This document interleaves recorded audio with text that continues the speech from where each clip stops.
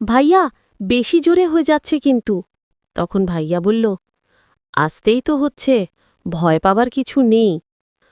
আমি হালকা শ্বাস নিয়ে বললাম, ঠিক আছে, তাহলে আস্তে করো কাজটি।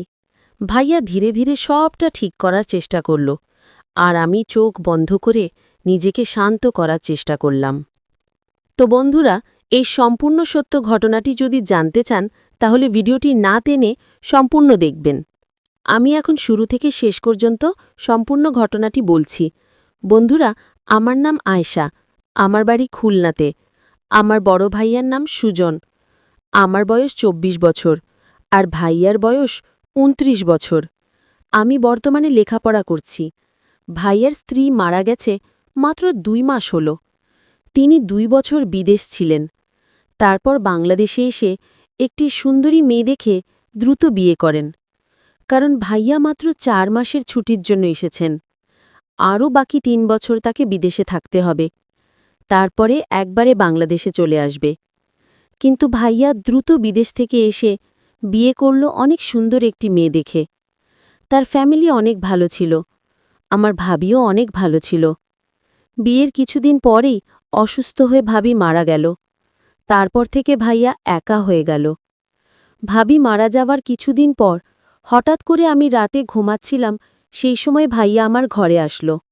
হঠাৎ রাতে দরজার শব্দে আমার ঘুম ভেঙে গেল। দেখি ভাইয়া আমার ঘরে দাঁড়িয়ে আছে। আমি অবাক হয়ে জিজ্ঞেস করলাম, ভাইয়া, এই রাতে এখানে কেন? ভাইয়া দীর্ঘশ্বাস ফেলে বলল, আয়শা, আমি একা থাকতে পারি না। ভাবির মৃত্যুর পর থেকে ভয় আর অস্থিরতায় ঘুমোতে পারি না, তাই একটু তোমার সাথে বসতে ইচ্ছে হলো। আমি বুঝতে পারলাম ভাইয়া সত্যি মানসিকভাবে ভেঙে পড়েছে।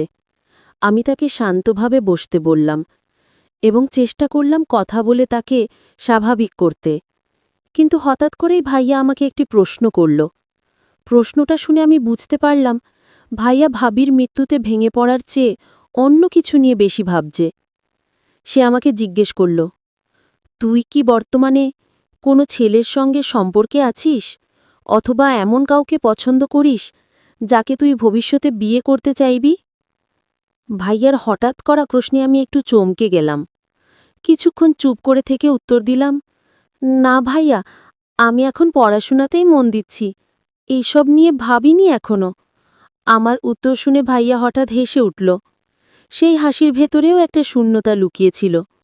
সে বলল, জানি তুই এখনও এসব নিয়ে ভাবিস না, কিন্তু মানুষ তো চিরকাল একা থাকতে পারে না আয়েশা।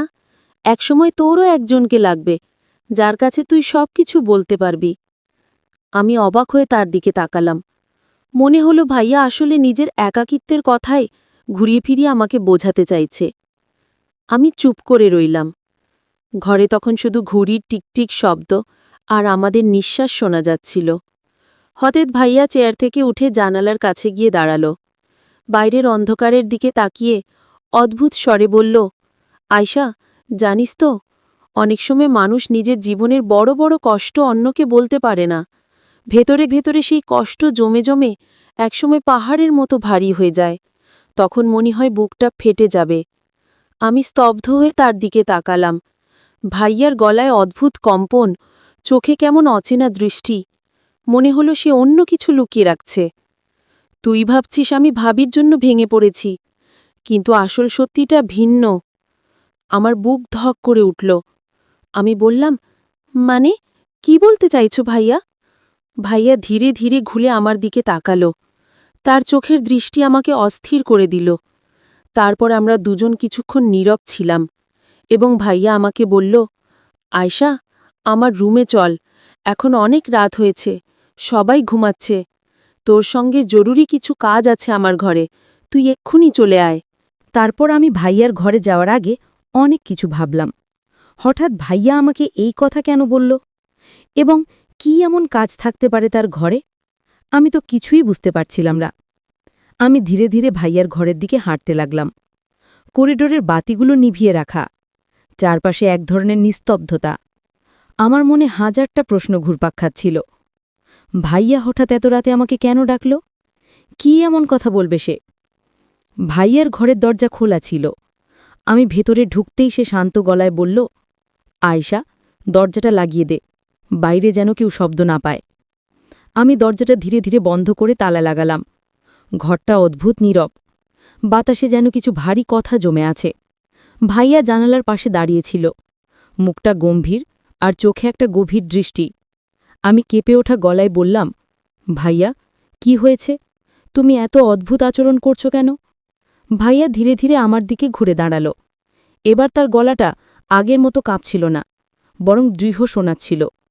ভাইয়া ধীরে ধীরে আমার সামনে বসে বলল, আয়েশা, আমি এত রাতের জন্য তোর কাছে ডাকলাম কারণ আমি চাই তুই আমার সঙ্গে একটা গুরুত্বপূর্ণ বিষয় শেয়ার কর। এটা আমার জীবনের এক নতুন অধ্যায় শুরু করার ব্যাপার। আমি চোখ বড় করে তার দিকে তাকালাম। আমার হৃদয় আরও দ্রুত বেগে ধাক্কা দিচ্ছিল। হঠাৎ মনে হল যে সব ভয় ও সংশয় আমার মনে ঘুরপাক খাচ্ছিল, তার সব কণা ধীরে ধীরে হালকা হতে শুরু করছে। ভাইয়া আমার দিকে গভীরভাবে তাকাল। তার চোখে এমন একটা দৃষ্টি যা আমাকে অস্থির করে দিল, আবার একই সঙ্গে আকৃষ্ট করল।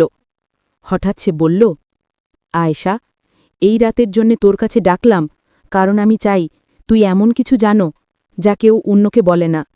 এটা এমন কিছু যা জানলে তোর চোখ খুলে যাবে, তোর মনেও কৌতূহল জন্মাবে। আমি অবাক হয়ে তাকালাম, হৃদয় বেগে ধকধক করছে। বললাম, ভাইয়া, কি এমন আছে যা এত রাতের জন্য এত গুরুত্বপূর্ণ? ভাইয়া কিছুক্ষণ চুপ করে থেকে জানালার দিকে তাকিয়ে রইল। বাতাসে পর্দা হালকা দুলছিল। তার চোখে এমন এক চাপা দৃষ্টি যেন সে এক মহা গোপন কথা বুকের ভিতর লুকিয়ে রেখেছে। তারপর সে হঠাৎ আমার দিকে তাকিয়ে নিচু গলায় বলল, আয়েশা, তুই যেটা ভাবছিস ওটা না, আসল ঘটনা অন্যরকম। এই ঘরের ভেতর যা বলতে যাচ্ছি ওটা এতদিন আমি কারো কাছে বলিনি, আজ তোর কাছে বলছি। আমার বুক ধরফর করতে লাগল। মনে হচ্ছিল ভাইয়ার এই কথার পর সবকিছু বদলে যাবে। আমি গলা শুকিয়ে যাওয়া কণ্ঠে বললাম, ভাইয়া, তুমি এত রহস্য করে বলছো কেন? তুমি আমাকে ভয় পাইয়ে দিচ্ছ। ভাইয়া হালকা নিঃশ্বাস ফেলে তারপর ধীরে ধীরে আমার দিকে এগিয়ে এলো। তুই শুধু শুন, আমি যা বলবো তুই অবাক হয়ে যাবি। এই ঘটনাটা তুই কখনো ভাবতে পারবি না। ভাইয়া কথাটা সেরা করেই হঠাৎ নীরব হয়ে গেল। ঘরটার বাতাস যেন ভারী হয়ে উঠল। জানালা দিয়ে হালকা হাওয়া আসছিল, কিন্তু সেটাও যেন কেমন ঠান্ডা ঠান্ডা লাগছিল। সে হঠাৎ হাত বাড়িয়ে আমার কাঁধে রাখল। তার হাতের কম্পন আমি স্পষ্ট অনুভব করলাম। ভাইয়া আবার কিছুক্ষণ চুপ করে রইল। তার চোখ জানালার অন্ধকারের সঙ্গে মিশে যেন আরও গভীর হয়ে গেছে। বাতাসের হালকা শীষ যেন ঘরে একটা অদ্ভুত চাপ তৈরি করেছে। আয়েশা, সে ফিসফিস করে বলল, আমি যা বলবো সেটা তুই আগে কখনো শুনিসনি, কেউ কখনো জানে না। আজকে রাতটা আমার জন্য খুব গুরুত্বপূর্ণ। আমি অস্পষ্টভাবে মাথা নাড়ালাম, মনে হলো শ্বাস রুদ্ধ হয়ে যাচ্ছে। ভাইয়া ধীরে ধীরে আমার দিকে ঘুরে তাকালো, চোখে এক অদ্ভুত দৃষ্টি, যেমন কেউ চুপচাপ গোপন কিছুর ভিতর তাকাচ্ছে। আয়েশা, তুই কখনো ভাবতে পারিসনি যে কোনো মানুষ তার জীবনের কিছু ঘটনা এত গভীরে লুকিয়ে রাখে যে নিজের কাছেও তা ভাঙা কঠিন হয়ে ওঠে। কিন্তু আজ সেই মুহূর্ত এসে গেছে। আমি কেঁপে উঠলাম, ভেতরে কেমন অজানা উত্তেজনা ও ভয় একসাথে ভেসে উঠল। ভাইয়া আরও কাছে এসে বলল, তুই শুধু শুন, আমি যা বলবো তুই অবাক হয়ে যাবি। এই ঘটনাটা তুই কখনো ভাবতে পারবি না। আমি স্তব্ধ হয়ে শুনতে থাকলাম। হৃদয় বেগে বেগে ধক ধক করছে। মনে হলো যে মুহূর্তটা আসছে সেটা পুরো জীবনটাই বদলে দিতে পারে। তারপর ভাইকে বললাম, ভাইয়া, দ্রুত কথাটি বলো, তারপর তোমার কথা শুনে আমি ঘুমাতে যাব, আমার খুব ঘুম পাচ্ছে। তখন ভাইয়া আমাকে বলল, তোর তো আমার কথা শোনার পর হয়তোবা ঘুম নাও আসতে পারে। কি বলো ভাইয়া, তুমি এগুলো কি বলছো? আমি কিছুই বুঝতে পারছি না। আমি শুধু এটা বুঝতে চাই যে আসলে তুমি কি বলতে চাও। আমাকে দ্রুত বলো, আমার আর অপেক্ষা করতে ইচ্ছে করছে না। প্লিজ বলো ভাইয়া। তারপর ভাইয়া আমাকে অনেক কিছু বলল এবং অনেক কিছু সেই সময় ঘটল। তো বন্ধুরা, কালকে পরবর্তী ভিডিওতে আপনাদের দ্বিতীয় পর্ব নিয়ে আসব। যারা যারা আজকের এই ভিডিওটি দ্বিতীয় পর্ব দেখতে চান অবশ্যই কমেন্ট করবেন, আর এই ভিডিওতে লাইক দিয়ে চ্যানেলটি সাবস্ক্রাইব করে রাখবেন। আর আগে থেকে যারা এই চ্যানেলটি সাবস্ক্রাইব করে রেখেছেন আপনাদের জন্য অনেক ভালোবাসা রইল।